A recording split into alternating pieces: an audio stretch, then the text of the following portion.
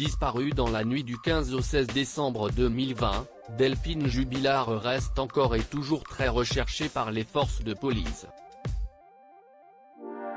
Et d'après les récentes informations dévoilées par nos confrères du Parisien, ce jeudi 16 décembre 2021, cette affaire judiciaire pourrait prendre un nouveau tournant puisque Séverine L., l'actuelle compagne de Cédric Jubilard, a été placée en garde à vue le 15 décembre dernier pour des soupçons de complicité de recel de cadavres.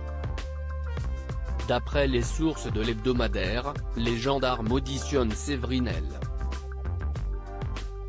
puisqu'elle pourrait avoir vu le corps de l'infirmière et aurait des connaissances sur le lieu où il se trouve.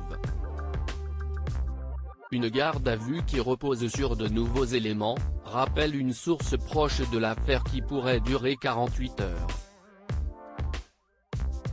Pourtant, l'actuelle compagne de Cédric Jubilard n'est pas la seule à être auditionnée. 6 hommes, dont son fils aîné qui est un grand ami de Cédric, sont également questionnés sur cette affaire judiciaire.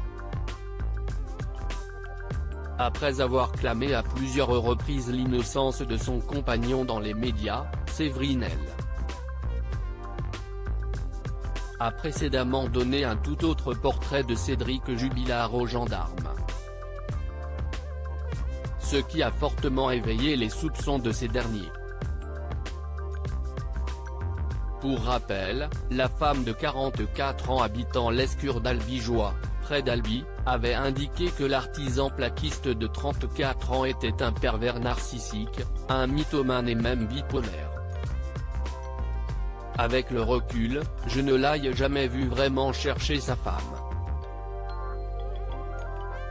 D'ailleurs, je l'ai accompagné à un rassemblement il y a quelques semaines. J'ai eu l'impression qu'il y allait juste pour se montrer, avait-elle expliqué aux enquêteurs, mentionnant avoir constaté un changement dans le comportement de Cédric Jubilard, devenu très détaché de l'affaire. Placé en détention provisoire à la maison d'arrêt de Cesse, Toulouse, depuis le 18 juin dernier, mis en examen pour meurtre par conjoint, Cédric Jubilard continue de clamer son innocence. Après avoir fait une première demande de libération, l'époux de Delphine Jubilard a récemment réitéré cette demande. Une mise en liberté qui n'a pas été acceptée par la justice. Cédric Jubilard reste présumé innocent jusqu'au jugement définitif de cette affaire.